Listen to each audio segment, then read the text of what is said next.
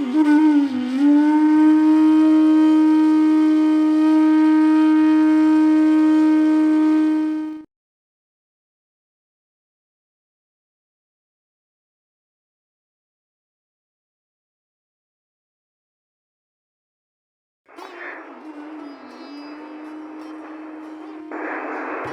ઠાકોરજીને વલ્લભે એક જ વસ્તુ કાનમાં કીધી. ઓલો વૈષ્ણવ ઠાકોરજી પૂછ કરાવ્યા એટલે વલ્લભ તો અંદર પધાર્યા અને ઓલો વૈષ્ણવ બહાર બેઠો જાંપીજી લઈ. વલ્લભ તો કલાક દોઢ કલાકે, અરે વૈષ્ણવ તમે જ્ઞાન નથી? એ કે મને કઈ આવડતું નથી એટલે પછી દોષ પડશે તો ચિંતા કરો માં વલ્લભ. અરે વૈષ્ણવ, મેં ઠાકોરજીના કાનમાં કહી દીધું છે, તમે વૈષ્ણવના દોષ સામું ન જોતા, જેમ રાખે તેમ રહેવાનું. એની પ્રતીતિ આજે આપણે કરીએ છીએ. લીલામાં જશું ને, સેજ બી ઠાકોરજી તરત વલ્લભ આપણા વકીલ બેઠા જ ત્યાં, મારા નાથ એ આપણો છો, એના દોષ સામું ન જોતા. ઓલો છોકરો એકનો એક હોય, શેરનો ધંધો કરતો હોય,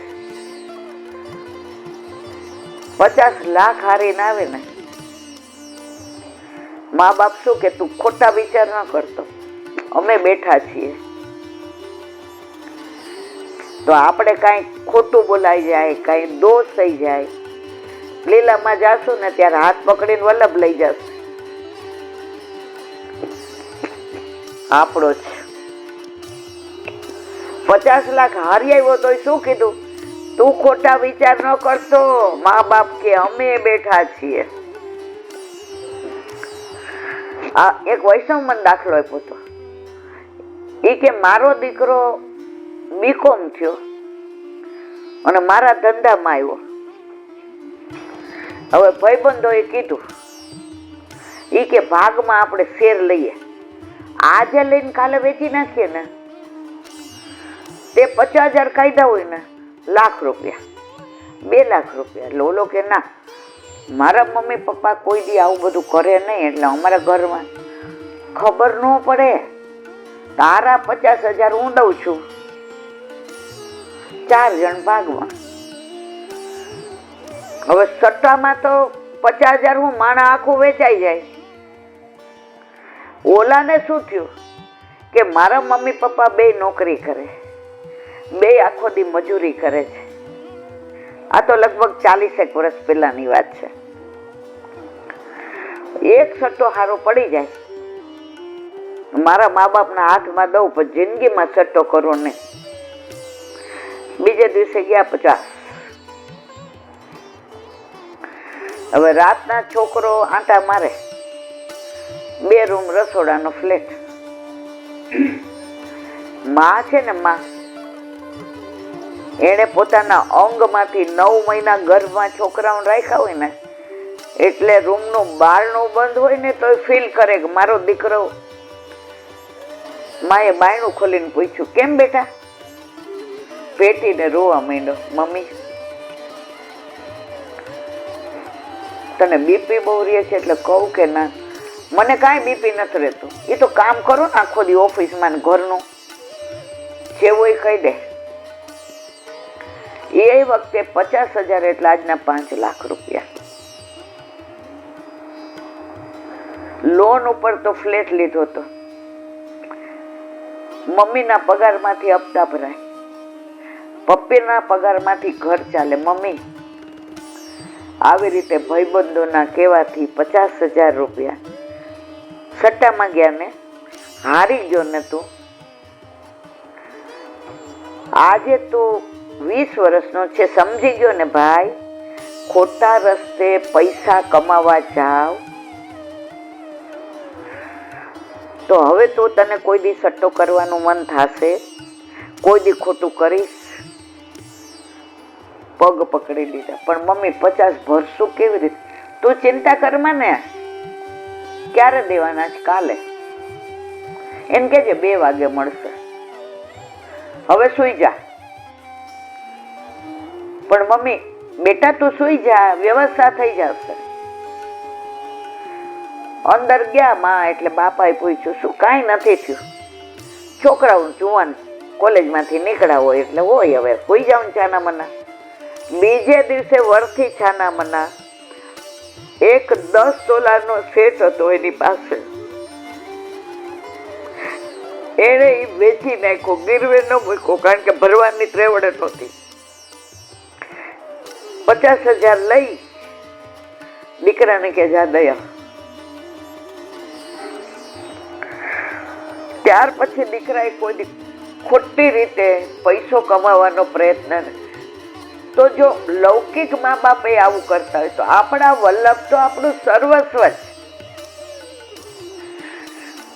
એ આપણા દોષ સામું ક્યારેય નહીં જુએ. એનો મતલબ એમ નહીં દોષ કરવા, એનો મતલબ એમ નહીં ખોટું કરવું, એનો મતલબ એમ નહીં પ્રપંચ કરવો.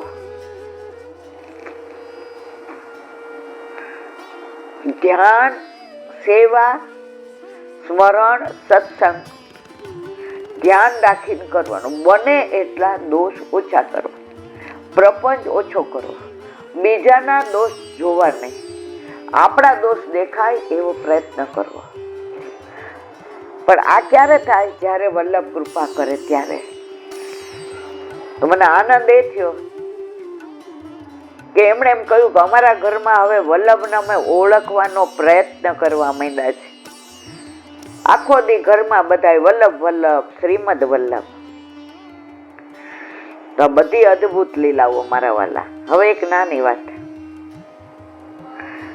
દિલ્હીથી થોડા કિલોમીટર દૂર 10-12 વર્ષ પહેલાની સાક્ષી બની ગયેલી. એમાં એક વકીલ રહે. હવે એના લગ્ન થયા. વકીલ ક્રાંતિકારી, અંધશ્રદ્ધામાં નહીં માનવાનું, કર્મણી અવશ્ય અધિકારો, માનવ સેવા કરવાની. હવે એના લગ્ન થયા તો એના વાઈફ તો ઠાકોરજી સિવાય બીજી કઈ વાત જ ન કરે. ઈ ભલા ને એના ઠાકોરજી ભલા. સેવામાં પણ વકીલ સાહેબ નું એટલું ધ્યાન રાખે, રસોઈ બરાબર, નાવાનું ધોવાનું, એની ટાઈ, એનું સૂટ, એના પેન્ટ, એના બૂટ બધું વ્યવસ્થિત, ટિફિન વ્યવસ્થિત ભરી દે. હવે સાંજે આવે એટલે આ તો ઠાકોરજી રૂમમાં જ હોય. કોણ? વકીલના વહુ. એટલે આટલું મોટું લેક્ચર મારે, આ દેશ અંધશ્રદ્ધામાંથી ઊંચો જ નહીં આવે. આ આટલા દેવલાને ભગવાન માનીને બધાય પૂજા કરે છે. અડધો કલાક ઓલા બેન હોય ને એ કાનમાં પૂંબળા ભરાવી દે અને ઠાકોરજીને શું કહે? એના દોષ સામું ન જોતા હો. એને કાંઈ શિક્ષા કરવી હોય ને તો મન કરજો. એને જ્યાં સુધી તમારા દર્શન નથી કર્યા ને, તમને હાથમાં નથી લીધા ને, તમારો સ્પર્શ નથી કર્યો ને, ત્યાં સુધી આ બોલે છે. બાકી જીવ તો આપનો જ છે ને. હવે આવું તો આ લેક્ચર આપે, આ કાનમાં પૂંબડા ભરાવે, એના વરની લૌકિક સેવામાં આટલું બી આંચ ન આવવા દે. અને ક્યાંય જાય તો ભેગા જાય, બધા વખાણ કરે કે હા વકીલ સાહેબના વહુ રસોઈ બનાવે. એ કે હું તો કાંઈ રસોઈ નહીં, મારો વાલો આરોગ્ય છે. એટલે આ વકીલ સાહેબે કે એ કે અમારે પાર્ટી બાર્ટી હોય ને પણ સારું તારા જેવું રસોઈ કોઈ તો બનાવે. ઓલી કે એકવાર આ દર્શન કરો તો ખબર પડે કે આ ધરાવેલું ખાવું છો. હવે દીકરો આવ્યો તો દીકરાને લઈને ઠાકોરજી પાસે બેસે અને વકીલ સાહેબ લેક્ચર ફાડે, આને મારે તારા જેવો નથી બનાવવો, આને મારે મારા જેવો બનાવે છે, લાવ. ખોળામાંથી લઈ જાય. એને એમ થાય હવે લેક્ચર ચાલુ કરશે, કાનમાં પોબડા.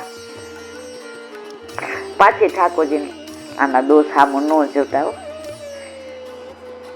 આ પરમાત્મા છે, આત્મા, જીવ તો આપનો છે ને. જે શિક્ષા કરો એ મને કરજો. હવે દીકરો વકીલ બન્યો.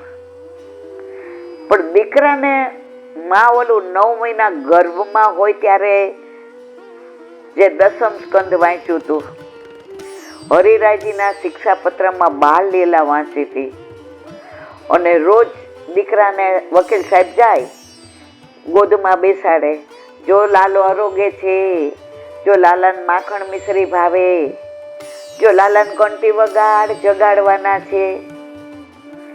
એટલે છોકરો તો માં કરતા હવાયો થયો. એના લગ્ન કર્યા, ઈ વહુના ઘરે આંધે એમની સેવા, એટલે એ અનુકૂળ.